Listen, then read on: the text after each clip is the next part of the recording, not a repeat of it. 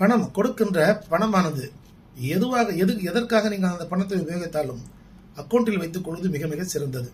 நீங்கள் ஒரு நபருக்கு கடன் கொடுத்தாலும் சரி, அல்லது கடன் வாங்கிய பணத்தை திருப்பி செலுத்தினாலும் சரி, அதை அக்கௌண்ட்டில் வங்கி கணக்கு மூலமாக பரிமாற்றம் செய்து கொள்வது உங்களுக்கு அது ஒரு சாட்சியத்தை உருவாக்கி கொள்ளும். நீங்கள் பணம் கொடுத்தீர்கள் அப்படின்றதுக்கு அதுதான் ப்ரூஃப். மூன்றாம் நபரோட சாட்சி கழித்து இன்னாரை முன்னிலையில் கொடுத்தேன் என்பதெல்லாம் தேவையில்லை. நீங்கள் கொடுத்ததற்கு வங்கி கணக்கிலிருந்து டிரான்ஸ்ஃபர் பண்ணீங்களா, அது ஒன்றே போதும். அதே போல கடன் கொடுத்தவர் உங்கள் மீது ஒரு வழக்கு போட வேண்டும் என்றால் பணம் கொடுத்ததுக்கான ப்ரூஃப் அந்த ஆன்லைன் டிரான்ஸ்ஃபர் மட்டுமே போதும். ஒன்று. ரெண்டாவது, இது எங்கே உங்களுக்கு ரொம்ப யூஸ்ஃபுல்லாக இருக்குன்னா, பார்ட் பேமெண்ட்டு. கடன் வாங்கினவர் ஏதோ ஒரு நாட்டில் இருப்பார்.